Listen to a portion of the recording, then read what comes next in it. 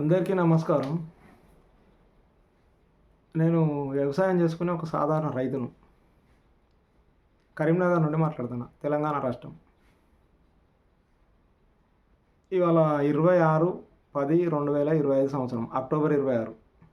5 రోజుల క్రితం అంటే 21 అక్టోబర్ 2025 రోజు మన భారతదేశ ప్రధానమంత్రి గౌరవనీయులు శ్రీ నరేంద్ర మోడీ గారికి, తెలంగాణ రాష్ట్ర ముఖ్యమంత్రి గౌరవనీయులైన శ్రీ రేవంత్ రెడ్డి గారికి, ఆంధ్రప్రదేశ్ ముఖ్యమంత్రి గౌరవనీయులైన శ్రీ నారా చంద్రబాబు నాయుడికి ఒక్కొక్కరికి 2 పేజీల లేఖను పంపించడం జరిగింది. అవి వాళ్ళకు ముట్టినాయి. నాకు డెలివరీ రిపోర్ట్ కూడా ఉంది. వాళ్ళకు పోస్ట్ ద్వారానే కాకుండా ఈమెయిల్ ద్వారా, వాట్సాప్ ద్వారా కూడా నాకున్న ఏవైతే నంబర్స్ ఉన్నాయో వాటికి కూడా పంపించడం జరిగింది. అయితే విషయం ఏంటంటే, మన భారతదేశంలో సుమారు ప్రస్తుతం 145 కోట్ల మంది జనాభా ఉన్నారు. పేదవాళ్ళు ఇంకా పేదవాళ్ళు అయిపోతున్నారు. ధనవంతులు ఇంకా ధనవంతులు అయిపోతున్నారు. ఒక 2 అంశాలని, కేవలం 2 అంశాలనే వాళ్ళ దృష్టికి తీసుకుపోవడం జరిగింది. ఆ 2 అంశాలని ఈ వీడియోలో క్లియర్గా మీకు చూపించుకుంటూ చెప్తా. ఆ లెటర్స్ అవన్నీ చూపెడతా. ఒక రిక్వెస్ట్ ఏంటంటే అందరికీ, ఈ వీడియో చూస్తున్న ప్రతి ఒక్కరికి, ఈ వీడియో మాత్రం ఇది 145 కోట్ల మంది భారతీయులకు ఉపయోగపడే వీడియో. ఇది పూర్తిగా చూడండి. కనీసం ఒక వ్యక్తి చూసిన తర్వాత ఒక వాట్సాప్ గ్రూప్లోనైనా, ఒక టెలిగ్రామ్ గ్రూప్లో అయినా, ఒక ఫేస్బుక్ గ్రూప్లోనైనా, లేకుంటే టైం లైన్లోనైనా మీకు ఇది చాలా బాగా నచ్చితే, ఈ వీడియో ఇందులో ఉన్న అంశాలు మీకు చాలా బాగా నచ్చితే, మీకు సాధ్యమైనంత వరకు షేర్ చేయండి. మీకు ఎంతవరకు సాధ్యమైతే అంతవరకు అందరికీ తెలియాలనేది నా రిక్వెస్ట్. మళ్ళీ ఒకసారి రిక్వెస్ట్ చేస్తున్నా, వీలైనంత వరకు షేర్ చేయండి. Thank you. ఇది నేను 21వ తారీఖు రోజు నరేంద్ర మోడీ గారికి, చూడండి, ఇది నరేంద్ర మోడీ, ఇక్కడ చంద్రారెడ్డి ఫ్రమ్, ఇది నంబర్ ఇక్కడ పక్కకు కూడా ఉంటుంది, చిన్న ఉంటుందని ఇక్కడ రాసిన. తర్వాత ఏంటంటే చంద్రబాబు నాయుడు 2 ఫ్రమ్ ఏమో చంద్రారెడ్డి, తర్వాత రేవంత్ రెడ్డి, ఇది ఇక్కడ చూడండి, ఇక్కడ రేవంత్ రెడ్డి 2 ఫ్రమ్ చంద్రారెడ్డి. ఓకే, చంద్రారెడ్డి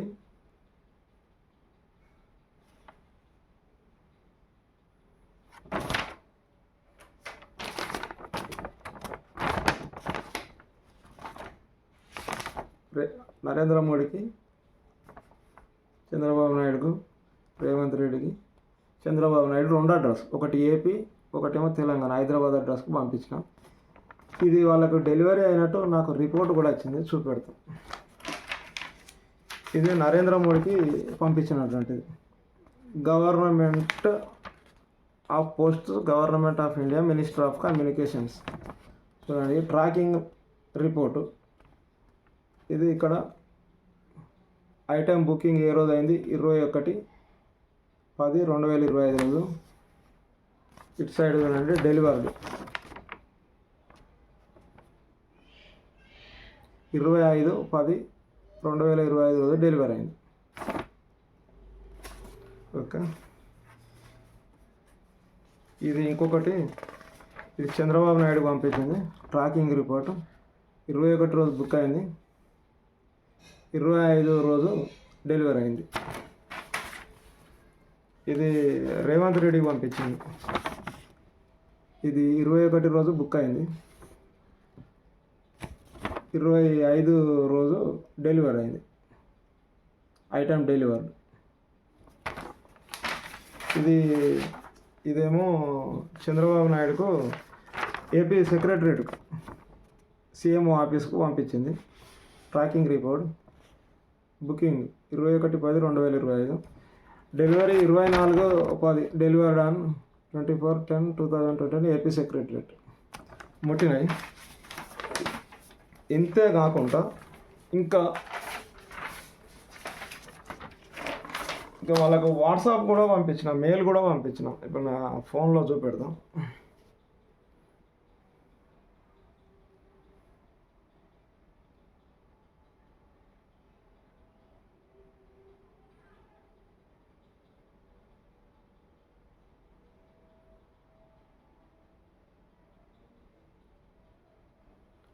చూడండి, ఈమెయిల్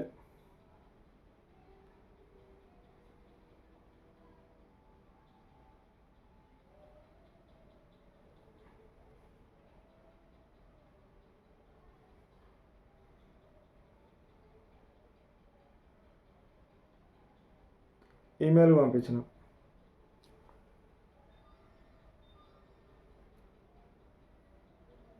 నారా లోకేష్కి కూడా పంపించిన వాట్సాప్లో. బ్లూ మార్క్ వచ్చింది చూడండి. గవర్నమెంట్ ఆఫ్ ఆంధ్రప్రదేశ్కి కూడా పంపించిన చూడండి, బ్లూ మార్క్ వచ్చింది. 22 రోజు పంపించిన ఇది. ఇంకా రేవంత్ రెడ్డి కూడా పంపించిన, అది కూడా చూపెడతాం. ఇది రేవంత్ రెడ్డి ఈమెయిల్ ఐడీస్కి పంపించిన. వాట్సాప్కి పంపించిన. రేవంత్ రెడ్డి అప్పుడు ఎంపీగా ఉన్నప్పుడే నేను ఫోన్లో ఫీడ్ చేసుకున్నాను. నా ఫోన్లో దాదాపు 200 పైన ఎమ్మెల్సీ ఎంపీల నంబర్లు సేవ్ చేసుకొని ఉన్నాయి కాంటాక్ట్ లిస్ట్. ఇది Revanth Reddy number, blue mark చూడండి, చూసిండు. ఇంకోటి వాట్సాప్ నంబర్ రేవంత్ రెడ్డికి పంపించిన. 2 ఉన్నాయి, 2కి పంపించిన. ఓకే, విషయంలోకి వెళ్దాం ఇప్పుడు. ఇది రేవంత్ రెడ్డి గారికి పంపించిన 2 పేజీల లేఖ, 21/10/2025. చూడండి, ఇది రేవంత్ రెడ్డి గారికి విషయం 1 కింద విషయం 2. ఇది 1వ పేజీ, ఇది 2వ పేజీ, ఇది 2వ పేజీ. ఇది మొత్తం క్లియర్గా చెప్తా. నేను ఏం అంశం రాసినా దానికి మొత్తం క్లారిటీగా చెప్తా. ఇది చంద్రబాబు నాయుడుకు రాసింది 21/10/2025, అంటే 5 రోజుల క్రితం, ఇవాళ 26. 1వ పేజీ ఇది 2వ పేజీ.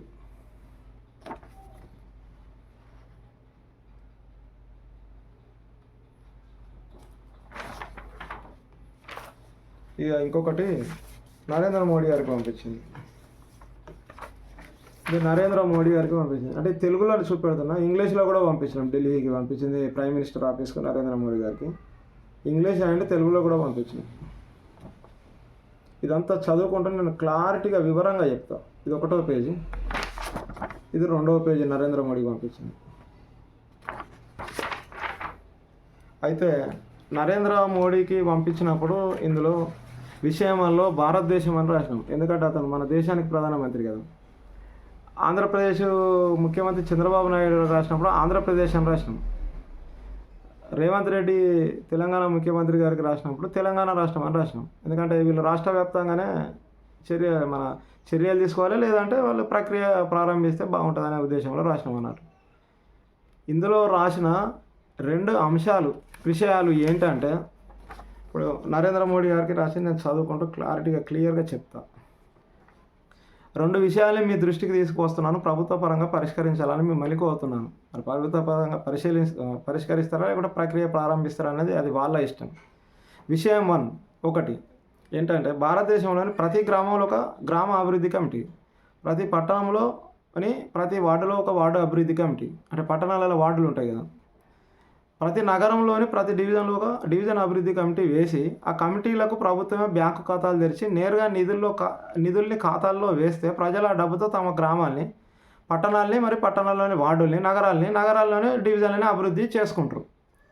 నేనేమంటున్నానంటే, వాళ్ళకి ఇచ్చిన ఈ ఒక అంశం, 2 విషయాలలో ఒక అంశం మీరు ఏదైనా అనుకోండి. ప్రతి గ్రామంలో ఒక గ్రామ అభివృద్ధి కమిటీ వేయండి, పట్టణాలలో ప్రతి వార్డులో ఒక పట్టణ అభివృద్ధి కమిటీ వేయండి, సిటీలలో అయితే డివిజన్స్ ఉంటాయి కదా, వార్డులు ఉంటాయి. ప్రతి నగరంలో ప్రతి డివిజన్లో ఒక డివిజన్ అభివృద్ధి కమిటీ వేయండి చెప్పినాం అన్నట్టు. అభివృద్ధి కమిటీలు క్రింది విధంగా నిర్మించాలి, అది కూడా రాసినాం వాళ్ళకు. ఒక గ్రామంలో గ్రామ అభివృద్ధి కమిటీలో ఆ గ్రామానికి చెందిన ప్రతి కుటుంబంలోని ఒక వ్యక్తిని సభ్యులుగా చేర్చుకోవాలి. ప్రభుత్వం నుండి గ్రామ అభివృద్ధి కమిటీకి చెందిన ఖాతాలకు డబ్బులు జమ అయిన వెంటనే గ్రామ అభివృద్ధి కమిటీ సభ్యులు సమావేశమై ఆ నిధులతో ఎలాంటి కార్యక్రమం చేపట్టాలో సమావేశంలో నిర్ణయించుకొని తమ గ్రామంలో అభివృద్ధి కార్యక్రమాలు చేపడతారు. ఈ గ్రామ అభివృద్ధి కమిటీలో ఒక గ్రామంలో ఎగ్జాంపుల్ ఒక 1000 మంది జనాభా ఉన్నారు అనుకుందామండి. అంటే కుటుంబానికి ఒక నలుగురు సభ్యుల లెక్కన అంటే మనం జనరల్‌గా అనుకున్నా గానీ, ఓ 250 కుటుంబాలు ఉన్నాయనుకోండి. ఆ గ్రామ కమిటీని ప్రతి కుటుంబంలో ఒక సభ్యుని గ్రామ అభివృద్ధి కమిటీలో ఒక సభ్యునిగా చేర్చుకోవాలి. ప్రతి కుటుంబంలోని ఒక వ్యక్తిని. అప్పుడు ఏమైతదంటే ఒక గ్రామంకు రాష్ట్ర ప్రభుత్వం గానీ, కేంద్ర ప్రభుత్వం గానీ నిధులు విడుదల చేసిందనుకోండి. ఎగ్జాంపుల్ ఒక రూ. 1,00,00,000 రాష్ట్ర ప్రభుత్వం ఒక గ్రామానికి నిధులు పంపించింది. గ్రామ అభివృద్ధి కమిటీ ఏదైనా బ్యాంకు ఖాతాలోకి. అప్పుడు ఏం చేస్తారు? ఆ రూ. 1,00,00,000తోనే గ్రామంలో ఎలాంటి అభివృద్ధి కార్యక్రమాలు చేసుకోవాలి అనేది ఈ ప్రతి కుటుంబంలో ఒక సభ్యుడు ఆ గ్రామ అభివృద్ధి కమిటీలో ఉంటాడు కావున వాళ్ళంతా ఒక ఫంక్షన్ హాల్‌లో గానీ, ఏదైనా హాల్‌లో గానీ, ఏదైనా కమ్యూనిటీ హాల్‌లో గానీ, ఏదైనా మైదాన ప్రాంతంలో గానీ సమావేశమై వాళ్ళు కొన్ని తీర్మానాలు చేసుకొని ఇన్ని ఇన్ని నిధులొచ్చినాయి. ఇలా ఈ కార్యక్రమాలు చేద్దామని అందరి సంతకాలు తీసుకొని, అందరి ఆమోదంతోని అప్పుడు ఆళ్ళకు గ్రామంలో ఎలాంటి అభివృద్ధి కార్యక్రమాలు కావాలన్నా వాళ్ళు చేసుకుంటారు. అప్పుడు ఎగ్జాంపుల్ ఎట్లా అంటే ఇప్పుడు మనకు పీఎం కిసాన్ రైతు బంధు, రైతు భరోసా మొదలగు పథకాలకు నేరుగా ప్రజల ఖాతాల్లోకి డబ్బులు జమ చేసిన విధంగా అభివృద్ధి కమిటీలకు చెందిన ఖాతాలు కూడా ప్రభుత్వం సులభంగా నిధుల్ని జమ చేయవచ్చు. గ్రామ అభివృద్ధి కమిటీల మాదిరిగా పట్టణాల్లో వార్డు అభివృద్ధి కమిటీలు, నగరాల్లో డివిజన్ అభివృద్ధి కమిటీలు ఏర్పాటు చేయాలి. పర్యవేక్షకులుగా కార్యదర్శులను గానీ, స్పెషల్ ఆఫీసర్లు గానీ మొదలు వారిని అంటే ప్రభుత్వం ఒక పర్యవేక్షణ చేయడానికి నియమిస్తే బాగుంటుందనేది నేను రాయడం జరిగింది. పై విధంగా ప్రభుత్వం చర్యలు తీసుకుంటే ప్రజలే పాలకులుగా మారుతారు. అభివృద్ధిలో భాగస్వాములు అవుతారు. లంచం, అవినీతి, అక్రమాలు మొదటి వారికి అవకాశం ఉండనే ఉండదు. ప్రతి గ్రామం, ప్రతి పట్టణం, ప్రతి నగరం చాలా అభివృద్ధి చెందుతుంది. ఇక్కడ వీళ్ళకి జీతాలు ఇవ్వాల్సిన అవసరం లేదు. ఎవరికి కూడా. ఇప్పుడు ఎగ్జాంపుల్ మనం ఇప్పుడు అనుకున్నాం. ఒక గ్రామంలో 1000 మంది ఉన్నారనుకోండి. కుటుంబానికి నలుగురు ఉన్నారనుకుంటే ఒక 250 కుటుంబాలు ఉన్నాయనుకున్నాం. అంటే జనరల్‌గా. ఆ 250 కుటుంబాలని ప్రతి కుటుంబం నుంచి ఒక వ్యక్తిని గ్రామ అభివృద్ధి కమిటీలో ఒక సభ్యునిగా చేర్చుకొని గ్రామ అభివృద్ధి కమిటీని నిర్మించి వారి పేరు మీద గవర్నమెంట్ బ్యాంకులో సమీప బ్యాంకులో వారికి సంబంధించి అంటే వాళ్ళ గ్రామం ఏ బ్యాంకు పరిధిలోకి వస్తే ఆ బ్యాంకులో అకౌంట్ తీసి వారి నిధులు పంపిస్తే వీళ్ళు సమావేశమై వీళ్ళు తీర్మానం చేసుకొని వీళ్ళు డెవలప్ కార్యక్రమాలు చేసుకుంటారు. ఎవరికి జీతం ఇవ్వాల్సిన అవసరం ఉండదు. అప్పుడు 250 మంది సభ్యులు ఒక గ్రామ అభివృద్ధి కమిటీలో సభ్యులుగా ఉన్నప్పుడు ఎవరి పెత్తనం ఎవరి మీద నడవదు. అందరూ సమానమవుతారు. అందరూ పాలకులవుతారు. ప్రజా పరిపాలన అంటే ఇది అర్థం. ఇప్పుడు ప్రజలు పరిపాలించుకుంటారు వాళ్ళు. ప్రజా పరిపాలనకు సరైన అర్థం ఇది. ప్రజలే అభివృద్ధిలో భాగస్వామ్యం అవుతారు. వాళ్ళే పరిపాలన చేసుకున్నట్టు. వాళ్ళకి ఏం కావాలి గవర్నమెంట్ ఇస్తే సరిపోతే వాళ్ళు చేసుకుంటారు. ఇప్పుడు ఏమవుతుందంటే ఇక్కడ ఇంకొకటి కూడా జరుగుతుంది. ఇక పంచాయతీలకు ఈ పైరవీలకు అవకాశాలు ఉండవు. ఏదైనా కానీ బహిరంగమే. రూపాయి ఖర్చు అయిందంటే దానికి బిల్లు చూపించాల్సిందే. ఇప్పుడు ఏదైనా ఒక అభివృద్ధి కార్యక్రమం జరిగితే దానికి మెటీరియల్ ఎంత అవసరం ఉన్నది, కూలీల ఖర్చు ఎంత అయింది, ఇతరత్ర ఏదైనా కానీ ప్రతిదీ డాక్యుమెంట్ రూపంగా కంపల్సరీగా లెక్క చూపించాల్సిందే. అది గ్రామంలో అందరికీ తెలిసిపోతుంది దేనికి ఎంత ఖర్చు అయింది, ఎన్ని కార్యక్రమాలు జరిగినాయి అనేది. ఇంకొకటి ఏమవుతుందంటే ఈ విధంగా ప్రభుత్వం చర్యలు తీసుకుంటే అప్పుడు ఒకటి ఆలోచించండి మీరు. అభివృద్ధి కమిటీలు వేసి నేరుగా నిధులు ఇస్తే ప్రజలే ఇవన్నీ చేసుకుంటారు. అప్పుడు ward member, sarpanch, MPTC, MPP, ZPTC, ZP chairman, councillor, municipal chairman, corporator, mayor మొదలగు వారితో ప్రజలకు అవసరమే ఉండదు. ఒకసారి ఆలోచించండి. ఇక వీళ్ళతో ఏం పని? ఏమైనా అవసరం ఉన్నదో ఒకసారి ఆలోచించండి. 1% అవసరం ఉంటుందా వీళ్ళతోనే? అవసరం. ఒక్కసారి మీ ప్రజలందరూ ఆలోచించండి. ఒకటేసారి, 2 సార్లు కూడా అవసరం లేదు. ఇప్పుడు ఈ విధంగా ప్రభుత్వం చర్యలు తీసుకుంటే ఇది పెద్ద విషయమేం కాదు. ఈ విధంగా చర్యలు తీసుకోవడానికి గవర్నమెంట్కి వచ్చే నష్టమేమీ లేదు. ఎంత ఈజీ అంటే చాలా సులభంగా ఈ విధంగా చేయొచ్చు. ఇప్పుడు ఆల్రెడీ ఒక ఎగ్జాంపుల్ తెలంగాణ తీసుకుందాం. 70 లక్షల మందికి ఎన్ని రోజులలో రైతు బంధు జమ చేస్తున్నారండి? వారం రోజులు, 10 రోజులలో జమ చేస్తున్నారు. ఇప్పుడు ఇంకా ఈ గ్రామానికి ఒకటే అకౌంట్ ఉంటుంది.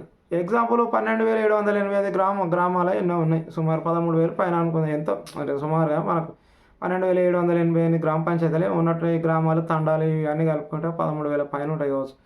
వాటి అన్నిటికీ ఒక్కొక్క గ్రామానికి ఒకటే అకౌంట్ కదా. ఎంతతో ఒక్క రోజులో పంపించవచ్చు వాళ్ళకు. అప్పుడు ఇక వీళ్ళతో అవసరం ఉండదు. ఇంకొకటి ఇంకా ఖచ్చితంగా చెప్పాలంటే స్థానిక సంస్థల ఎన్నికలు, మున్సిపల్ ఎన్నికలు, ఈ మున్సిపల్ కార్పొరేషన్ ఎన్నికలు ఇవి నిర్వహించాల్సిన అవసరం ఉంటుందా? అంటే నా వ్యక్తిగత అభిప్రాయం చెప్తున్నా. Sarpanch elections, municipal corporation election, స్థానిక సంస్థల ఎలక్షన్లతో అవసరం ఉండదు, నిర్వహించాల్సిన అవసరం ఉండదు. ఈ విధంగా గవర్నమెంట్, కేంద్ర ప్రభుత్వాలు, రాష్ట్ర ప్రభుత్వాలు చర్యలు తీసుకున్న, ప్రక్రియ ప్రారంభించి ఇది అమలు చేసిన ఉండదు.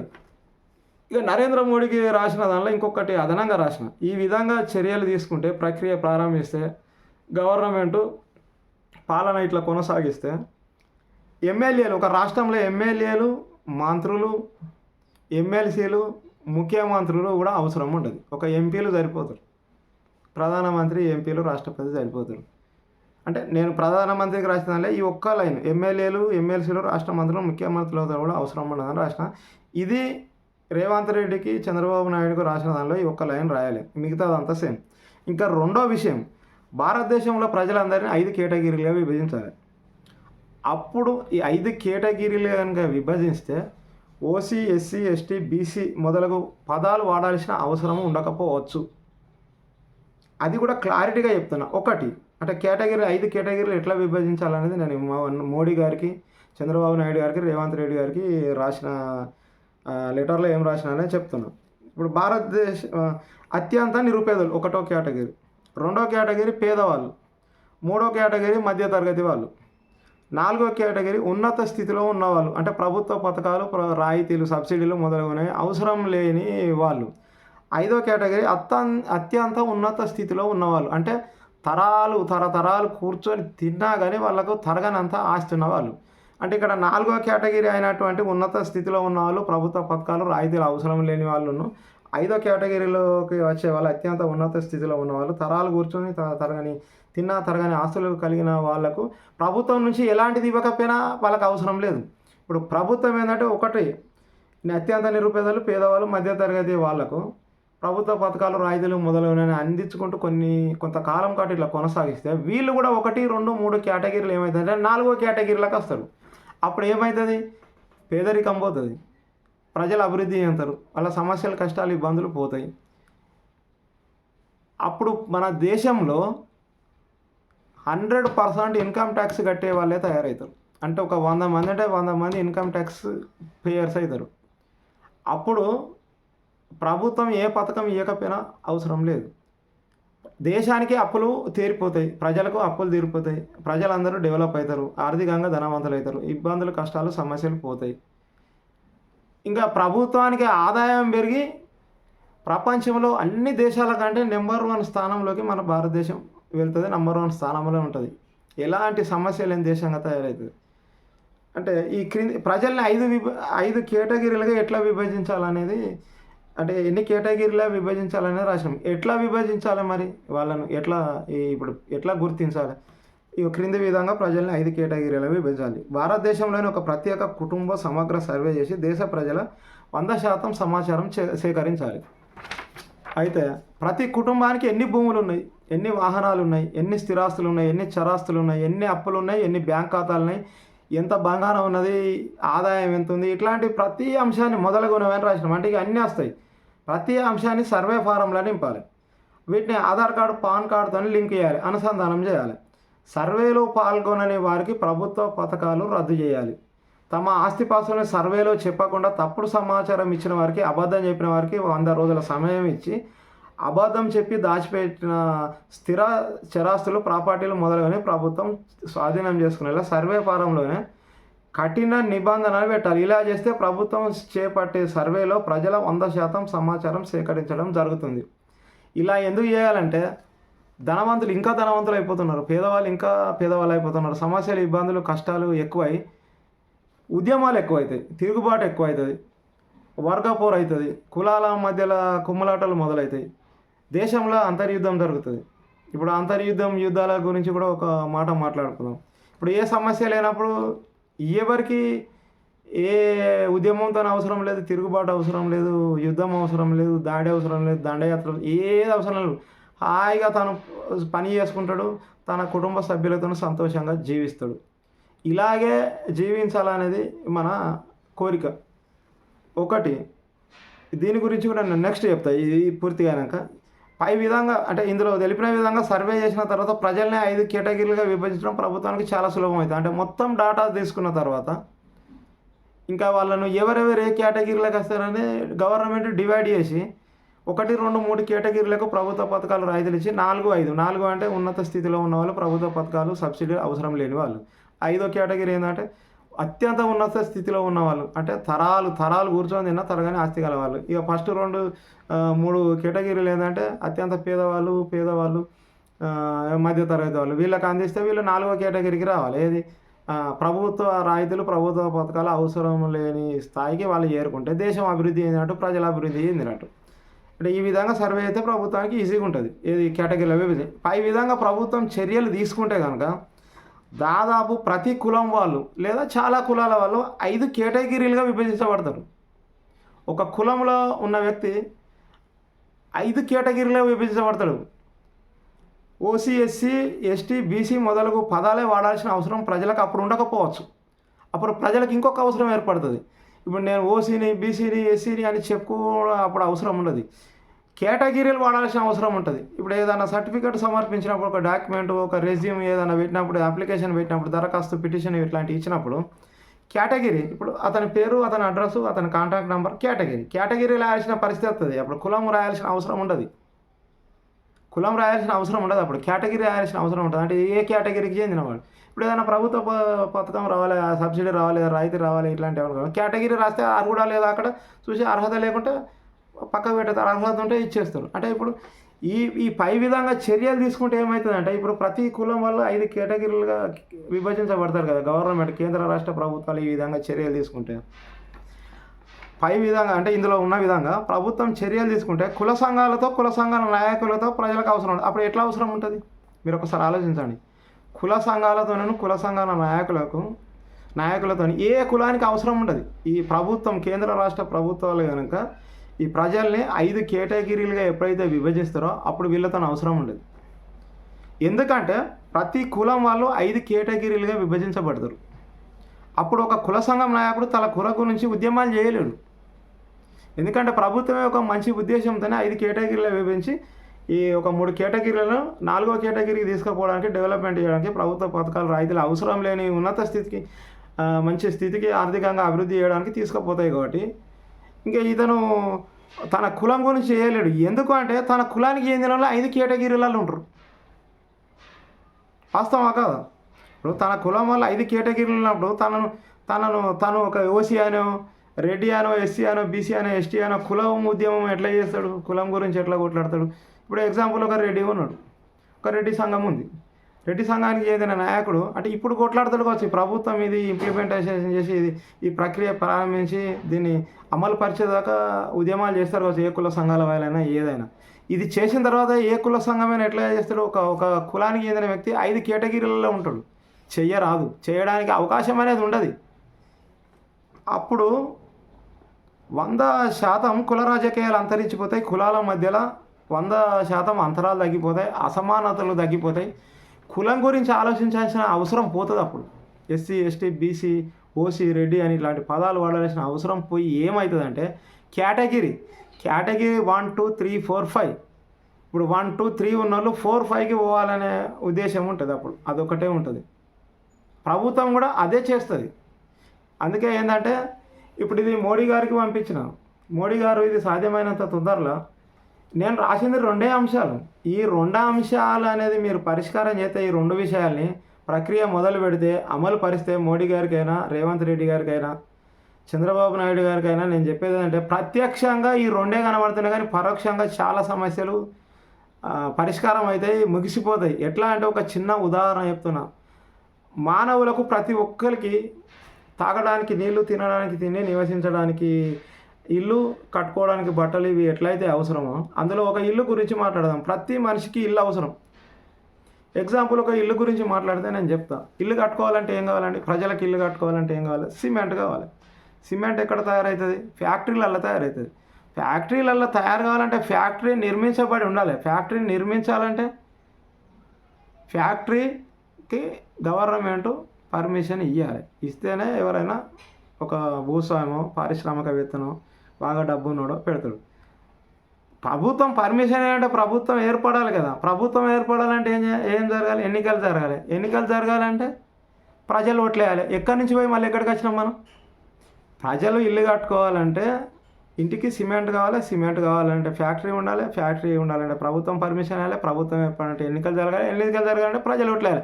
మళ్ళీ మొత్తం తిరిగి ప్రజల దగ్గరికి వచ్చినాం. ప్రజలకు అంటే ఇది ఎందుకు చెప్తున్నానంటే, నేను ఎగ్జాంపుల్ ఒక ప్రజల జీవితంలో, మన జన జీవితంలో కొన్ని సమస్యలు ఒకదానికొకటి ముడిపడి ఉంటాయి. ఇప్పుడు ఇందులో రాసిన 2 అంశాలు ఏం రాసిన అంటే, ఇందులో ఉన్న 2 ప్రభుత్వం కనుక చేస్తే, అమలు పరిస్తే, ప్రక్రియ ప్రారంభించి అమలుపరిచి ఈ పూర్తిగా కంప్లీట్ చేస్తే, కుల సంఘాల నాయకులతోని ప్రజలు ఎవరికి అవసరం ఉండదు. ఇక్కడ sarpanch, ward member, ZPTC, MPTC, corporator, councillor, MPTC, MPP, వీళ్ళు ఉన్నారుగా, మున్సిపల్ చైర్మన్, మేయరు, ఈ జెడ్పీ చైర్మన్, ఎంపీపీ, వీళ్ళు ఎవరితో కూడా ప్రజలకు అవసరం ఉండదు. ఆదా అయితే డబ్బులు కూడా చాలా గవర్నమెంట్కు. ఈ కులాల మధ్యలో కుమ్ములాటలు పోతాయి. చాలా వరకు ప్రజల జీవితాలు మారుతాయి. ప్రతి ఒక్కరు ఏంటంటే, ప్రజలకు నేను రిక్వెస్ట్ చేసేదంటే బహిరంగంగా, నాయకులు అనేటోళ్ళు చాలా రకాలు ఉంటారు. మీరు గుర్తుపెట్టుకోరు. ఒక నియంత ఉంటాడు, తనకు బానిసలను భజన పరులను తయారు చేసుకుంటాడు. నియంత లక్షణాలు భయంకరంగా ఉంటాయి. తను ఏమైతే చెప్పిండో అదే అందరు పాటించాలి, అందరు అదే వినాలి, తన మాటే శాసనంగా ఒప్పుకోవాలి, వహించాలి, శిరసా వహించాలి అనే విధంగా నియంత ప్రవర్తిస్తాడు.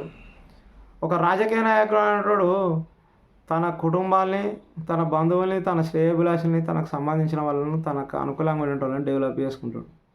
ఒక నాయకుడు అనేటోడు ప్రజల కష్టాలు, ఇబ్బందులు, సమస్యల పరిష్కారానికి కొట్లాడతాడు. ప్రజల సంక్షేమ అభివృద్ధి కోసం కొట్లాడతాడు. ఒక నిజమైన నాయకుడు అనేటోడు అవసరం లేని కులాన్ని నిర్మించాలనుకుంటాడు. ఒక నిజమైన నాయకుడు అవసరం లేని సమాజాన్ని నిర్మించాలనుకుంటాడు.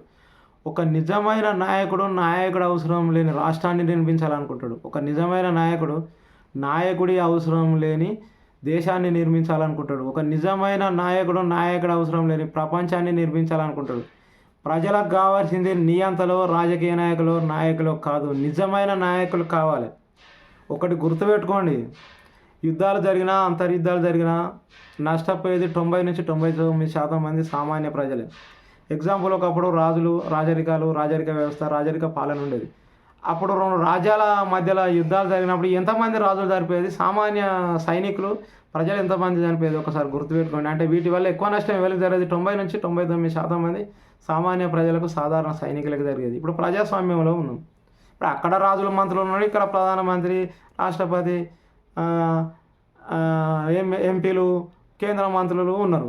అక్కడ సామంత రాజులు ఉన్నారు, అక్కడ చక్రవర్తులు ఉన్నారు. ఇక్కడ కూడా రాష్ట్ర మంత్రులు ఉన్నారు, ముఖ్యమంత్రులు ఉన్నారు, ఎమ్మెల్యేస్ ఉన్నారు. పేరు మారింది. అది రాజరిక వ్యవస్థ, ప్రజాస్వామ్య వ్యవస్థ. ఇక్కడ కూడా ప్రస్తుతం కొన్ని దేశాల మధ్యలో యుద్ధాలు జరుగుతున్నాయి, మనం చూస్తున్నాం. ఆ దేశ అధ్యక్షుడు, ఈ దేశ అధ్యక్షుడు కానీ, ఆ దేశ ప్రధానమంత్రి, ఈ దేశ ప్రధానమంత్రి కానీ చనిపోయారా? సాధారణ ప్రజలు ఎంత హీనంగా అంటే మన ఎండిపోయిన ఆకురేఖ రాలిపోయినట్టు చచ్చిపోతున్నారు. అంటే ఎవరికి నష్టం జరుగుతుంది? ఒక నాయకుడు అనేటోడు ప్రాణాలతోనే ఉంటుండు. ఏదైనా ఉద్యమం జరిగినప్పుడు కూడా నాయకులకు సంబంధించిన కుటుంబ సభ్యులు ఎంతమంది చచ్చిపోయారు, సాధారణ వ్యక్తులు, సాధారణ ప్రజలు ఎంతమంది చనిపోయారు ఒకసారి లెక్కలేసుకోండి. ఇది నేను ఎందుకు చెప్తున్నానంటే, ఎవరి ట్రాప్లో ప్రజలు పడవద్దు. మిమ్మల్ని రాంగ్ ట్రాక్లోకి తీసుకుపోతారు. అభివృద్ధి చెందాలంటే ఒక్కటే. ఇప్పుడు నేను ఇందులో 2 అంశాలు ఏదైతే గవర్నమెంట్కు నేను చేరవేసినో వాళ్ళకు ముట్టినట్టు మీకు రిపోర్ట్ కూడా నేను చూపెట్టిన, ట్రాక్ రిపోర్ట్ కూడా.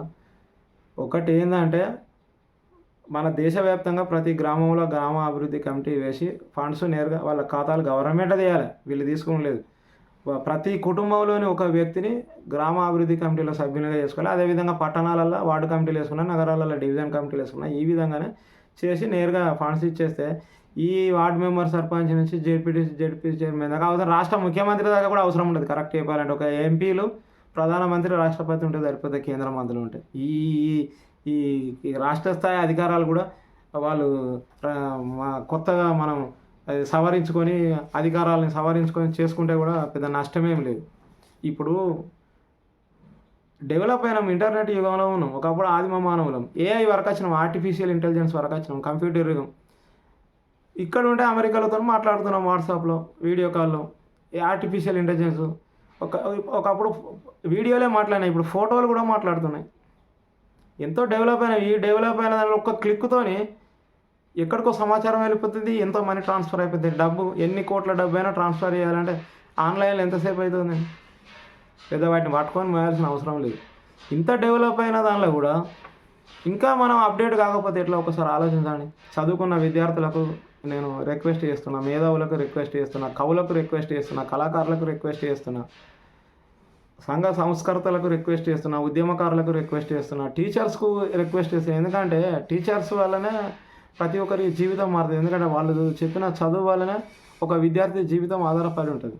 తను ఏ స్థాయికి పోయినా కానీ చదువుకున్న గురువు నేర్పిన విద్య అనేది పెద్ద కారణం. టీచర్స్ కూడా చెప్తున్నా, ప్రతి ఒక్కరు ఈ రోజు నుంచి ఇవాళ 26/10/2025 సంవత్సరం ఈ రెండు విషయాల గురించి మీరు కొంచెం ప్రభుత్వం ఒత్తిడి తీసుకురావడానికి, లేకుంటే ప్రభుత్వాన్ని రిక్వెస్ట్ చేయడానికి, ప్రభుత్వానికి మనవి చేయడానికో, ప్రభుత్వానికి విజ్ఞప్తి చేయడానికో, ప్రభుత్వానికి విన్నవించడానికో, ప్రభుత్వం దృష్టికి పోవడానికో, ఏ రకంగా అయితే ప్రజల అభివృద్ధి చెందాలి. ఈ కులాల కుమ్ములాటలు ఉండదు, మతాల ఘర్షణలు ఉండదు, ఇవన్నీ అవసరం లేదు. సరే ఇంకొకటి చెప్తున్నా, కులం లేకుండా బతుకుతాం, మతం లేకుండా బతుకుతాం, తినకుంటే బతుకుతామా అండి? మనం తినకుంటే బతుకుతామా? కులం అనే పేరు లేకుండా బతుకుతాం. ఎందుకంటే మనం ఆదిమ మానవుడు అనేటువంటి పుట్టినప్పుడు ఏ కులం లేదు, ఏ మతం లేదు, బతికిండు కదా. ఇప్పుడు ఎందుకంటే ఇంత డెవలప్ అయినాక, ఇంత ఆర్టిఫిషియల్ ఇంటెలిజెన్స్ వరకు వచ్చినాక కూడా వీళ్ళు అవసరమే లేదందాం. ఇప్పుడు ఈ 42% గురించి ఒకలి వాదనలు చేసుకుంటూ ఇది అంత అవసరమే లేదు. అసలు వీళ్ళు లేకున్నా మనకు అవసరమే లేదు. ఇప్పుడు వార్డు మెంబర్ లేకున్నా మనకు వచ్చే నష్టమే లేదు, సర్పంచ్ లేకున్నా వచ్చే నష్టమే లేదు, ఎంపీటీసీ లేకున్నా వచ్చే నష్టమే లేదు, ఎంపీపీ లేకున్నా వచ్చే నష్టమే లేదు, జెడ్పీటీసీ లేకున్నా వచ్చే నష్టమే లేదు, ZP chairman, councillor, municipal chairman, corporator, mayor వీళ్ళు ఎవరు లేకున్నా మనకు అవసరమే లేదు. కరెక్ట్ చెప్పాలంటే ఎలక్షన్స్ కూడా అవసరం లేదు. ఎందుకంటే ఒక్కటి చేస్తే అవసరం లేదు. దేశవ్యాప్తంగా ప్రతి గ్రామంలో ఒక గ్రామాభివృద్ధి కమిటీ, పట్టణాల్లో ప్రతి వార్డుకు వార్డు అభివృద్ధి కమిటీ, నగరాలలో ప్రతి డివిజన్కు డివిజన్ అభివృద్ధి కమిటీ, కేంద్ర రాష్ట్ర ప్రభుత్వాలు ఎవరైనా వేసి బ్యాంక్ ఖాతా తీసి వాళ్ళకి నిధులు వాళ్ళకి బ్యాంకులో జమ చేస్తే వీళ్ళు కమిటీలుగా ఏర్పడిన వాళ్ళు వాళ్ళ గ్రామంలో, వాళ్ళ పట్టణాలలో, వార్డులలో, నగరాలలో, డివిజన్లో ఎలాంటి అభివృద్ధి కార్యక్రమాలు చేసుకోవాలి వాళ్ళు చేసుకుంటారు. మిగిలిన వాళ్ళకు ప్రజలకు ఇంకేమేమి అవసరం సంక్షేమ కార్యక్రమాల కోసం మిగిలిన నిధులు ఖర్చు పెట్టుకుంటారు. ఇది పెద్ద విషయం కాదు. ఇట్లా అయితే ఎలాంటి సమస్య ఉండదు, అసలు సమస్య ఉండదు. ఈ ఈ రాజకీయం అనేది 75% క్లోజ్ చేసిన వాళ్ళం అవుతాం మనం, ఈ రాజకీయ వ్యవస్థను. అప్పుడు రాజకీయ నాయకుడు మనం చెప్పినట్టు ఉంటాడు, పాలకుడు మనం చెప్పినట్టు ఉంటాడు. ఏ ప్రభుత్వమైనా ఎవరు అధికారంలో ఉన్నా వీళ్ళు తలుసుకుంటే నాయకుడు అవసరం, ప్రజలు అనేటోళ్ళు తలుసుకుంటే నాయకుడు అవసరం లేని కులాన్ని నిర్మిస్తారు, ప్రజలు తలుసుకుంటే నాయకుడు అవసరం లేని సమాజాన్ని నిర్మిస్తారు, ప్రజలు తలుసుకుంటే నాయకుడు అవసరం లేని రాష్ట్రాన్ని నిర్మిస్తారు, ప్రజలు తలుసుకుంటే నాయకుడు అవసరం లేని దేశాన్ని నిర్మిస్తారు, ప్రజలు తలుసుకుంటే నాయకుడు అవసరం లేని ప్రపంచాన్ని నిర్మిస్తారనే ఒక భయము వాళ్ళకి కలుగుతుంది. ఒకటి చెప్తున్నామండి, ఈ ప్రపంచంలో మనకు ఎవరు కావాలి? ఈ కులం మతం అండి, ఇది అవసరం లేదు. రైతులు కావాలి మనకు, మనం బతకాలంటే రైతులు కావాలి. 50-70% మంది రైతులే.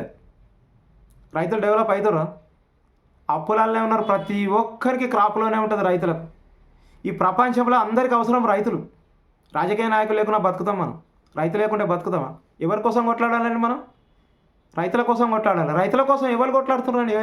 ఈ గవర్నమెంట్ వచ్చి ఏం చేస్తుందండి? ఏ గవర్నమెంట్ వచ్చినా ఏం చేస్తుంది ఒకసారి ఆలోచించారు. రైతులు 170 మంది రైతులే ఉంటారు.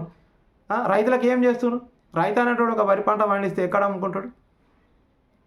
ఇప్పుడు తన ఇప్పుడు మార్కెట్లో నిర్మించలే ఇప్పటివరకు. ఈ 70 సంవత్సరాలు దాటిపోయింది, 70 సంవత్సరాలు దాటిపోయింది స్వతంత్రం వచ్చి. రైతులకు తగినన్ని మార్కెట్లు నిర్మించలే. మేము అభివృద్ధి చేసినామంటారు ప్రతి పార్టీ. ఒకసారి మీ గుండె మీద చేసుకొని ఆత్మవిమర్శ చేసుకోవాలి. ప్రతి రాజకీయ నాయకుడు, ప్రతి ఎమ్మెల్యేకి చెప్తున్నా, ప్రతి ఎంపీకి చెప్తున్నా, ప్రతి మంత్రికి చెప్తున్నా, ప్రతి ఎమ్మెల్సీకి చెప్తున్నా, ప్రతి ముఖ్యమంత్రికి చెప్తున్నా, ప్రధానమంత్రికి చెప్తున్నా, రాష్ట్రపతికి చెప్తున్నా, మీ గుండెల మీద చేసుకొని ఆత్మవిమర్శ చేసుకొని రైతులను డెవలప్ చేయండి ఫస్ట్. ఈ నేను ఇందులో ఇచ్చిన 2 అంశాలని మీరు పర్ఫెక్ట్గా కనుక చేసినట్టయితే కుల సంఘాలతో, కుల నాయకులతో అవసరం లేదు. 170-80% మంది రాజకీయ నాయకులతో అవసరం లేదు. దేశం అద్భుతంగా డెవలప్ అవుతుంది. 5 కేటగిరీలుగా విభజిస్తే మొదటి 3 కేటగిరీలకు సపోర్ట్ చేయండి. కొత్త కాలం అన్ని 4-5 కేటగిరీలు ఉంటాయి. ప్రతి ఒక్కరు ట్యాక్సీ కడతారు భారతదేశానికి. అసలు మీరు ప్రజలకు ఇవ్వాల్సింది కాదు, ప్రజలే గవర్నమెంట్కి ఇస్తారు. అన్ని దేశాల కంటే 500 సంవత్సరాలు ముందుండొచ్చు మనం డెవలపింగ్లో. ఏం చేస్తున్నారు మరి? ఏం పరిపాలన చేస్తున్నారు? పరిపాలన చేసినప్పుడు ఏం డిక్లరేషన్లు ఇస్తారు, ఏమి ఇస్తారు? ప్రజల మధ్యలో కుమ్మలాటలు పెట్టే డిక్లరేషన్లు కాదు. ప్రజల మొత్తం ఒక సర్వే చేసి ఎంతమంది ఇబ్బంది పడుతున్నారో, వాళ్ళకి ఏం అవసరం, తిండి 3 పూటల తినలోళ్ళు ఉన్నారు. మీకేమో ఇప్పుడు అవునండి, రాజకీయ నాయకులకు ఒక రిక్వెస్ట్ చేస్తున్నా సార్, మీరే డెవలప్ అయ్యారు సార్, సాధారణ ప్రజలు ఎక్కడ డెవలప్ అయ్యారు ఒకసారి ఆలోచించుకోండి. ఇప్పుడు మీరు ఎమ్మెల్యేలు అయితే మీకు ఎమ్మెల్యే కోటార్స్ ఉంటాయి, మీకు నియోజకవర్గాల్లో క్యాంప్ ఆఫీసులు ఉంటాయి, మీరు లగ్జరీ కార్లలో తిరుగుతారు, సకల సౌకర్యాలు ఉంటాయి మీకు జీతంతో పాటు అలవెన్సులు, లక్షల రూపాయలు ఇప్పుడు జీతం అలవెన్సులు కలుపుకొని 1000 రూపాయలు వడ్లు క్వింటాల్ ధర ఉన్నప్పుడు ఒక రైతుకు మీది 10,000 జీతం ఉండే. ఇవాళ మీకు 2 లక్షలు 3 లక్షల వరకు ఉన్న జీతాలతో అలవెన్సులు కలుపుకొని అదే ఒక రైతు పండించిన పంట ఒక క్వింటాల్ వడ్ల ధర 3,000 అయిందా? ఎవరు డెవలప్ అయ్యారండి? ఎవరు డెవలప్ అయ్యారు? మీరే డెవలప్ అయ్యారు. మీ రాజకీయ నాయకులే డెవలప్ అవుతారు. వాళ్ళు చేసే తప్పేం తెలుసా? ఈ రైతులు చేసే తప్పేం తెలుసా? మీకు ఓట్లేయడం. ఈ రైతులు 70% మంది ఒక్కసారి సమావేశమై అరే మనం వేసుకుంటే 70% సీట్లు వస్తాయి, ఎమ్మెల్యే సీట్లు, ఎంపీ సీట్లు. ఈ రాజకీయ నాయకులే డెవలప్ అవుతారు. రాజకీయ నాయకులు అంటే మీరు మారాలి. ఇక నేను ఏదో మాట్లాడమేనా కానీ వద్దు. ఇక క్లారిటీగా, సున్నితంగా, చట్టానికి, న్యాయానికి, రాజ్యాంగాన్ని లోబడికి మాట్లాడుకుందాం. ఇక ఆవేశంగా మాట్లాడితే ఇది కాదు. ఇక ఆవేశం అనేదాన్ని పక్కకు పెట్టాలి. ఎందుకంటే ఆవేశంతో పరిష్కారం కావు సమస్యలు, ఆవేశంతో నష్టాలు వస్తాయి. ఆవేశం అనేది పక్కకు పెట్టి మీరు డెవలప్ అయ్యారు సార్, రైతులను డెవలప్ అయ్యారా? ప్రజలలో 70% రైతులే కదా, రైతు కుటుంబాలే కదా. వాళ్ళకి కనీసం పంట అమ్ముకుందామంటే మార్కెట్ కట్టలే. మీరు ఈ 70 ఏళ్ళు దాటింది స్వతంత్రం వచ్చి. ఇప్పుడు ఎగ్జాంపుల్ అండి, మీరు రైతు బంధు ఇస్తా అంటున్నారు. రైతు బంధు ఇస్తా అంటే రైతు డెవలప్ అవుతుండ ఎకరానికి 6,000తోని? ఒక కూరగాయలు పండించే రైతు ఒక ఎకరంలో ఏ పంట పండించినా 2 లక్షలకు మీద ఆదాయం రావాలి. 10-20 వేలకు అమ్ముకుంటారు ఎకరంలో పండించిన కూరగాయలు, ఆకుకూరలు ఇట్లాంటివి. ఎందుకు అమ్ముకుంటారు తెలుసా? మేము రైతు ప్రభుత్వం, రైతు సంక్షేమం, రైతు రాజ్యం, రైతు కోసమే చేస్తాం అన్నీ చెప్తారు. కానీ ఈ పంట పండించిన రైతులు వాళ్ళు అమ్ముకోవాలంటే మాత్రం దళారులకు అమ్ముకోవాలి, వ్యాపారులకు అమ్ముకోవాలి, మార్కెట్లు మాత్రం వాళ్ళకి ఇస్తారు. అంటే ఈ లక్షల మంది రైతులు పండించిన పంట 1,00,000 మంది రైతులు తీసుకుపోయి 100 మంది వ్యాపారాలను అభివృద్ధి చేయాలి. ఇదే వ్యవస్థ ఇక్కడ ఉన్నది. రైతులను ఎప్పుడైనా చైతన్యవంతులు చేశారా? ప్రతి రాష్ట్రంలో దేశవ్యాప్తంగా మీరు చేయాల్సిందంటే కేంద్ర రాష్ట్ర ప్రభుత్వాలు రైతులను చైతన్యం చేయాలి. ఈ కులాల మతాల అవసరం లేదు. ఇక్కడ రాజరిక పరిపాలన నుంచి ఇప్పుడు ప్రజాస్వామ్యం వరకు ఉన్న వరకు ఏ యుద్ధంలో జరిగినా, దేశాల మధ్య, రాజ్యాల మధ్య జరిగినా అమాయకులే చనిపోయారు. ఏది అమాయక సైన్యం, అమాయక ప్రజలే చనిపోయారు. రాజులు, ప్రెసిడెంట్లు, అధ్యక్షులు, ప్రధానమంత్రులు మంచిగా కూర్చున్నారు, వాళ్ళ సీట్లలో కూర్చున్నారు. ఇంకొకటి ప్రజలు కూడా ఆలోచించాలి. మన ఇండియాలో ఆపరేషన్ సింధూర్ జరిగింది ఈ మధ్యకాలంలో. ఆపరేషన్ సింధూర్కు ముందు మీది ఏం కులం అని టెర్రరిస్టులు మన భారతీయులను చంపిర్రా? మీరు ఏ మతం అని పాయింట్లు ఇప్పి చెక్ చేసి చంపిర్రా? కులాన్ని అసలు పట్టించుకోనే లేదు. మతం ఒక్కటే, హిందువులని టెస్ట్ చేసి వాళ్ళు ఓకే అయినాక చంపిరని మనం న్యూస్లో, పత్రికల్లో చూసినాం, సోషల్ మీడియాలో చూసినాం. అవునండి, ఇంకా కులం మతం అనే దాని విన్నే ఎన్ని రోజులు ఈ ఉద్యమాలు? ఇంకా 100 ఏళ్ళు చేస్తాం. నేను చెప్పిన ఈ 2 అంశాలని కనుక ప్రభుత్వాలు చేస్తే కనుక కుల సంఘాల నాయకులతో ప్రజలకు ఒక్కరికి కూడా అవసరం ఉండదు. నేను ఇట్లా చెప్పినట్టు చేస్తే కనుక వార్డు మెంబర్, సర్పంచ్ మొదలు పెడితే ఈ జెడ్పీ చైర్మన్ దాకా ఎవరితో అవసరం ఉండదు. కార్పొరేటర్, కౌన్సిలర్లు వీళ్ళు ఎవరితో అవసరం ఉండదు. ఖచ్చితంగా చెప్పాలంటే, మోడీకి రాసిన లెటర్లో చెప్పాలంటే ఈ రాష్ట్ర మంత్రులు, ఎమ్మెల్యేలు, ఎమ్మెల్సీలు, రాష్ట్ర ముఖ్యమంత్రులు కూడా అవసరం ఉండదు మన దేశానికి. ఒకవేళ మోడీ కనుక కరెక్ట్గా స్టాండ్ తీసుకొని చేస్తే ఇది అవుతుంది. ఒకటి, రేవంత్ రెడ్డికి బహిరంగంగా విజ్ఞప్తి చేస్తున్నాం. ఇప్పుడు రేవంత్ రెడ్డికి ఈమెయిల్ పెట్టింది చూపించాను నేను ఈ వీడియోలో మొదట్లోనే. వాట్సాప్లో పంపించింది చూపించాను, 2 పేజీల లేఖను. రిక్వెస్ట్ చేస్తున్నానంటే, రేవంత్ అన్న అంటే అందరు సార్ అనుకుంటున్నారు, మేమైతే అన్నే అంటాం. రేవంత్ అన్న, మీ కుల రాజకీయాలు చేసేటోళ్ళు మీ దగ్గరికి వస్తారు కదా, ఈ ఒక లెటర్ చూపించారు అన్ని కుల సంఘాల నాయకులకు, రెడీలకు కూడా. ఎందుకంటే ఇక నువ్వు రెడీ అయ్యి, నేను రెడీ అయితే రెడీ అని కాదు, రెడీలకు కూడా ఇది చూపించారు. ఇది చూపించి మొత్తం చదివి మాట్లాడమన్నారు. అప్పుడు మీరు ఒక క్వశ్చన్ అయ్యారు, ఈ లెటర్లో ఉన్నట్టు గవర్నమెంట్ అయితే కుల సంఘాల నాయకులతో అవసరం ఉన్నదనే ప్రజలకని క్వశ్చన్ అయ్యారు. అందరినీ మన కుర్చీలలో కూర్చున్నబెట్టినట్టు ఉండదు. అప్పుడు ఐసుగడ్డ పెట్టి, మంచి ఐసుగడ్డలో ఏమైనా కూర్చున్నబెట్టినట్టు గరంగరం మీద ఉన్న వాళ్ళంతా మొత్తం చల్లబడతారు. ఇట్లా ముట్టుకుంటే ఐసు కూల్ అంతా చల్లబడతారు. ఈ లెటర్ ఇయ్యి, మీకు పంపించినాం కదా, మీ సెక్రటరీకి పంపించిన, నీ ఈమెయిల్కి పంపించిన, నీ వాట్సాప్కి పంపించిన, 100 జిరాక్స్ తీసి పెట్టు రేవంత్ అన్న. కుల సంఘాల నాయకులు మీ దగ్గరికి వచ్చి కలిసినప్పుడు ఒక్కొక్కరు ఒకటి చల్లబడతారు అంతే. ఇక ఏం మాట్లాడరు, మాట్లాడడానికి లేదు. ఈ విధంగా ప్రభుత్వం చేస్తే మీతో అవసరమా అనురు అంతే. చదువుకున్నాక అడుగురికి అంతే, మొత్తం చదివినాక మాట్లాడతా అనురు. అట్లనే చంద్రబాబు నాయుడు కూడా చెప్తాను, ఆంధ్రప్రదేశ్లో మీ దగ్గరికి వెళ్ళాను కుల రాజకీయాలు చేసే వాళ్ళు వస్తే ఇది మీకు ఈమెయిల్కి పంపించిన, వాట్సాప్ పంపించిన, లోకేష్ వాట్సాప్ పంపించిన, లోకేష్ ఈమెయిల్ పంపించిన, మీ ఈమెయిల్కి పంపించిన, పోస్ట్లో పంపించిన, సెక్రటరీకి ముట్టింది, మీకు కూడా ముట్టింది కావచ్చు. ఇది 100-200 జిరాక్స్ తీసి పెట్టుకొని మీ దగ్గర కుల సంఘాల నాయకులు వస్తే ఇది వాళ్ళకు ఇవ్వండి. ఇది చదివినాక మొత్తం మాట్లాడదాం. మోడీ గారికి కూడా చెప్తున్నాయి, దేశవ్యాప్తంగా ఈ కుల రాజకీయాలు చేసే ఉన్నారు కదా, వాళ్ళకి ఇది మీరు హిందీలో ఇంగ్లీష్లో ట్రాన్స్లేట్ చేసి, నేనైతే ఇంగ్లీష్లో తెలుగులో ఇచ్చిన, మీరు ఏ భాషలకైనా ఇది ట్రాన్స్లేట్ చేసి మీ దగ్గర ట్రాన్స్లేటర్ ఉంటారు. మీకు గవర్నమెంట్ అంటే అన్ని వ్యవస్థలు ఉంటాయి మీ దగ్గర. లేదా అనేది ఉంటుంది. మీరు తలుచుకుంటే ఎంతసేపు మీరు తలుచుకుంటే ఒక్క రోజులో దేశం మొత్తం మీద పబ్లిసిటీ అవుతుంది. ఇంగ్లీష్లో హిందీలో అన్ని భాషలలో ట్రాన్స్లేషన్ చేసి మోడీ గారు మీకు రిక్వెస్ట్ చేస్తున్నా, అన్ని కుల సంఘాల నాయకులకు పంపిరు, చల్లబడతారు. అరే ఈ ఉద్యమమే చేసే పరిస్థితి లేదు. ఇక కుల సంఘాలతో ఈ మోడీ అయినా, చంద్రబాబు నాయుడు అయినా, రేవంత్ రెడ్డి అయినా, మిగతా రాష్ట్రాల ముఖ్యమంత్రులైనా ఈ విధంగా నిర్ణయం తీసుకుంటే ఇక కుల సంఘాల నాయకులతో అవసరం ఏమన్నది వాళ్ళకి డిసైడ్ అయిపోతారు. ఇది చదివితే అంత క్లారిటీగా స్కెచ్ చేసి ఇచ్చిన నేను. ఇది చూపించండి మీరు, నేను చెప్తున్నా, ఇది చూపించండి. ఇంకా కొన్ని విషయాలు మాట్లాడుకుందాం. ఏంటంటే ఇప్పుడు మనకు ఈ ప్రపంచంలో రైతును మించిన గొప్ప లేడు, వ్యవసాయాన్ని మించిన గొప్ప పని లేదు. ప్రతి ఒక్కరం రైతులను కాపాడుకుందాం. ఎందుకంటే 70% మంది రైతులే అండి, 100లో. వీళ్ళు బాగుంటేనే ప్రపంచానికి అన్నం పెట్టే రైతన్నలు. మనం ఈ కులం లేకుండా బతుకుతాం, మతం లేకుండా బతుకుతాం, రైతు లేకుంటే బతుకం, రైతు వ్యవసాయం చేయకుంటే బతుకం. ఇప్పుడు కరోనా టైంలో, లాక్డౌన్లో అన్నీ బంద్ అయినాయి, ఒక వ్యవసాయం నడిచింది. ఆ వ్యవసాయం నడకుంటే ఏం తింటాం? ఇప్పుడు కులం పోరాటం చేయాలన్నా నువ్వు తింటేనే కదా బతుకుంటావు. మత పోరాటం చేయాలన్నా నువ్వు తింటేనే కదా బతుకుంటావు. నీ కులం మతం కంటే ఇప్పుడు రైతే కదా ముఖ్యం. ఈ కుల మత రాజకీయాలు పక్కకు పెడదాం సార్, ఇది అవసరం లేదు. రైతుల్ని కాపాడుకుందాం. ఈ రాజకీయ నాయకులను సంఖ్యను రాజకీయ పరంగానే, రాజ్యాంగం పరంగానే తగ్గిద్దాం. ఇప్పుడు నేను ఒక ప్లాన్ చేసిన, 75-80% మంది రాజకీయ నాయకులతోనే అవసరం లేదు, అది చేద్దాం. దేశంలో ఇప్పుడు 100 మంది రాజకీయ నాయకులు ఈ పదవులు ఉన్నాయనుకో, 80-90% పదవులు ఉండనే ఉంటాయి. దాదాపు 90% పదవులు ఉన్నాయి. ఈ పదవుల్ని తగ్గిద్దాం, మనం డెవలప్ అవుదాము. రైతులము, ప్రజలము, సామాన్య మధ్యతరగతి, పేద, నిరుపేద ప్రజలము డెవలప్ అవుదాం. ఆలోచించండి. మొదట మనిషి పుట్టినప్పుడు కులం లేదు, మతం లేదు. అప్పుడు తింటేనే బతికాడు మనిషి, ఇప్పుడు తింటేనే బతుకుతాం. ప్రతి రైతు అభివృద్ధి చెందాలంటే నేను ప్రజలందరికీ చెప్తున్నా, రైతులందరికీ చెప్తున్నా, అన్ని కులాల వాళ్ళకి చెప్తున్నా, అన్ని మతాల వాళ్ళకి చెప్తున్నా, అన్ని రాజకీయ పార్టీల వాళ్ళకి చెప్తున్నా, ప్రజలందరికీ అందరికీ చెప్తున్నా, ప్రపంచానికి అన్నం పెట్టే రైతులు ఎలా అభివృద్ధి చెందట్లేదు, అప్పుల్లోనే ఉన్నారు. వాళ్ళని డెవలప్ చేసుకుందాం, వాళ్ళని కాపాడుకుందాం. మనకు తిండి దొరకాలంటే నేను కూడా ఒక రైతుని, నేను ప్రతిరోజు వ్యవసాయమే చేస్తాను. నేను ఇవాళ లేదు, నాకు ఇవాళ ఏం లేదు వ్యవసాయ చేయను పని. ఇది ఒకటి పంపించిన కదా, ప్రజల దృష్టికి తీసుకుపోవాలనే ఉద్దేశంలో ఒక వీడియో చేస్తాను. నేను మరీ ఒకసారి కోరుతున్నా, ఈ వీడియోని ఒక్కొక్కరు కనీసం ఒక గ్రూపులలో వేరి, మీకు ఇది నచ్చింది అనుకుంటే 100 గ్రూపులలో షేర్ చేయరు. నీ ఇష్టం ఉన్నని గ్రూపులలో షేర్ చేయరు, మీ ఇష్టం ఉన్నంత మందికి పంపేది. ప్రజలు అనేటోళ్ళు ఈ మనకు యుద్ధాలు, అంతర్యుద్ధాలు, ఈ వర్గ పోర్లు, కులాల కొమ్ములాటలు మనకు అవసరం లేదు.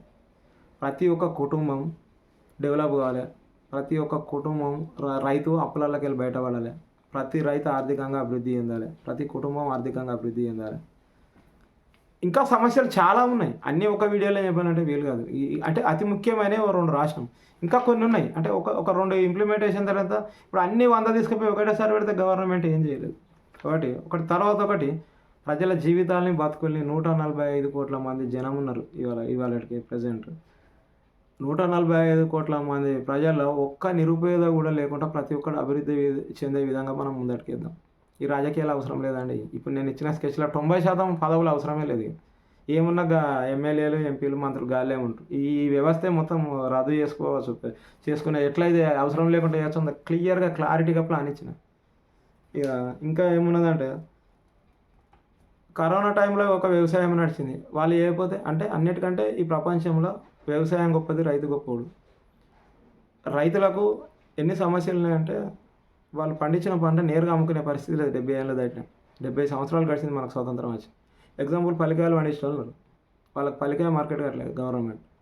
వాళ్ళు పోయి ప్రజలకు అమ్ముకోవాలి నేరుగా, అప్పుడు లాభం వస్తుంది. మధ్యవర్తులకు అమ్ముకుంటే సగం వస్తుంది, సగం మధ్యవర్తులకు పోతుంది. అంటే వీళ్ళ కష్టం సగం మధ్యవర్తులకు, వ్యాపారులకు, దళారులకు పోతుంది. అట్లనే కందికాయలు, అట్లనే కూరగాయలు, ఆకుకూరలు. అదేవిధంగా ఇప్పుడు బియ్యం పండించడం కూడా బియ్యం మార్కెట్ కట్టాలి. బియ్యం మార్కెట్ కట్టి ప్రజలకి ఇవ్వాలి. మళ్ళీ అక్కడ వ్యాపారులు ఉండదు, దళారులు ఉండదు, ఎవరు ఉండదు, మధ్యవర్తిత్వ వ్యవస్థ ఉండదు. రైతు పంట పండించడం సన్నం బియ్యం కానీ, నూకలు కానీ, దొడ్డు బియ్యం కానీ అక్కడ తీసుకుపోతాడు. బస్తాల కొద్ది అమ్ముకుంటే ప్రజలు వచ్చి కొనుక్కుంటారు. అంటే ఇక్కడ ఏ పంట పండించినా రైతు అనే వ్యక్తి నేరుగా ప్రజలకు అమ్ముకునే విధంగా ప్రభుత్వాలు చర్యలు తీసుకునే విధంగా మనం ఉద్యమకారులు అందరం ఉద్యమించి ప్రజలందరికీ లాభం చేసే విధంగా చేద్దాం తప్ప. ఇప్పుడు ఇంకొకటి, నాయకులు ఎన్ని రకాలు చెప్పినాను. నియంతలు ఉంటారు, రాజకీయ నాయకులు ఉంటారు, నాయకులు ఉంటారు, నిజమైన నాయకులు ఉంటారు. నిజమైన నాయకునితోనే ప్రజలకు అవసరం. ఇప్పుడున్న పరిస్థితుల్లో నాయకునితో కూడా ప్రజలకు అవసరం లేదు. నిజమైన నాయకుల అవసరం లేని కులాన్ని, సమాజాన్ని, రాష్ట్రాన్ని, దేశాన్ని, ప్రపంచాన్ని నిర్మించాలనుకుంటున్నారు. వాళ్ళనే నమ్మండి. ఇప్పుడు ఏ యుద్ధంలైనా, అంతర్యుద్ధంలైనా, ఎక్కడైనా నాయకులు సురక్షితంగా ఉన్నారు. వాళ్ళ ఇంట్లలో ఆగి ఉన్నారు. వాళ్ళ కుటుంబ సభ్యులు ఎవరు చనిపోరు ఎక్కడ కూడా. అందుకే అమాయక ప్రజలు వాళ్ళ ట్రాప్లో పడద్దు, వాళ్ళ రాజకీయ కుట్రలలో బలి కావద్దు, రాజకీయ కుట్రలకు బలై అనవసరంగా జీవితాన్ని కోల్పోవద్దు. ప్రజలు డెవలప్ కావాలి. ఇప్పుడు నేను వేసిన స్కెచ్ 90% పదవులు ఉండనే ఉండయి. ఆ మిగతా వాళ్ళకు కూడా తర్వాత ప్లాన్ ఉంది, అన్నీ ఉన్నాయి. ఒకటేసారి అన్నీ ఇస్తే చేసేటోడు ఎవరు ఉంటారు? అందుకే ఇది అయ్యేటట్టు మరొకసారి చివరిసారి ఏం చెప్తున్నా, ఇప్పుడు ఇక ఇప్పటికే చాలా సమయం అయింది, 46 నిమిషాలు దాటిపోయింది, పెద్ద వీడియో అయిపోయింది. మరొకసారి అందరికీ నమస్కరించి చెప్తున్నా,